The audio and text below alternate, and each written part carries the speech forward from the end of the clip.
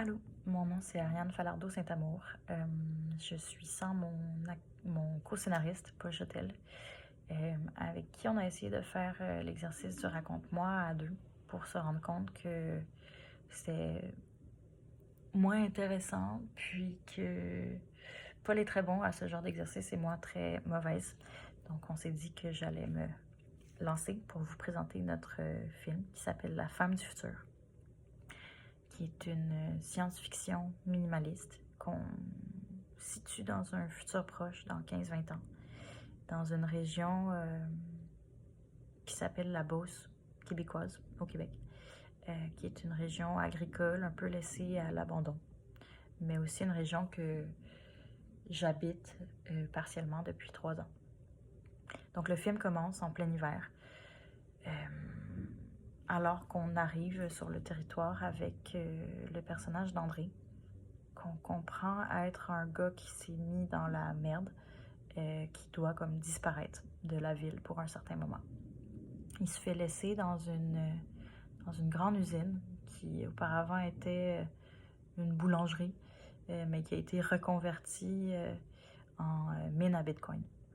Il se fait donner quelques instructions, mais en gros, il doit juste être là, faire acte de présence, un peu comme un gardien dans un phare, juste veiller à ce que tout se passe bien.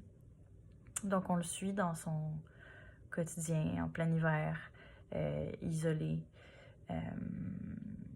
On apprend rapidement qu'André peut pas conduire, ce qui peut paraître un peu anodin, mais en région comme ça le rend complètement prisonnier de cet endroit-là. Il passe beaucoup de temps sur son téléphone cellulaire, toujours un peu sur des sites de rencontres, en train d'essayer de trouver un petit peu de chaleur humaine, mais les gens sont toujours à une trop grande distance de lui. Donc c'est ça, il découvre un peu le village en slow motion, là, à une échelle piétonnière. Puis pour apprendre qu'une grande tempête va s'abattre sur... une tempête de verglas va s'abattre sur le village dans quelques jours.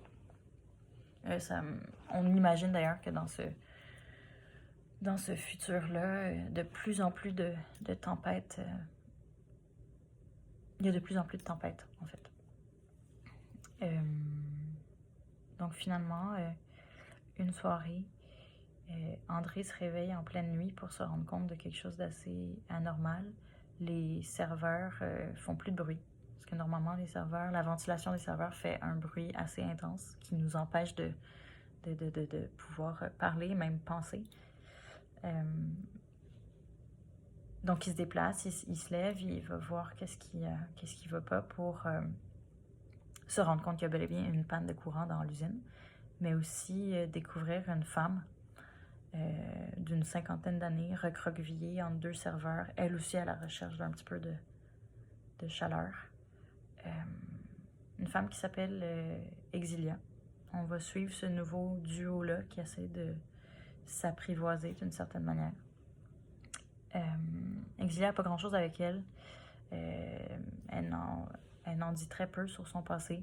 On comprend qu'elle vient d'un genre d'ailleurs, qu'elle a avec elle juste une petite pierre qu'elle a toujours entre les mains.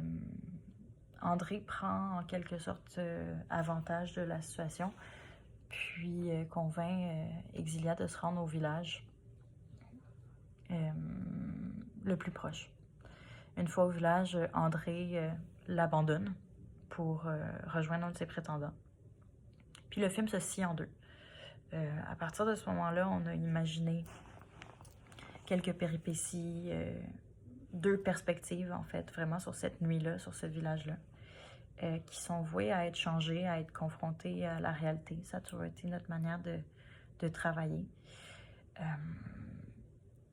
Donc on est présentement en recherche là, en Beauce.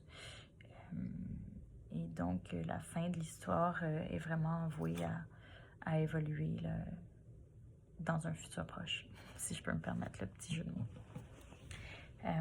Donc voilà, merci.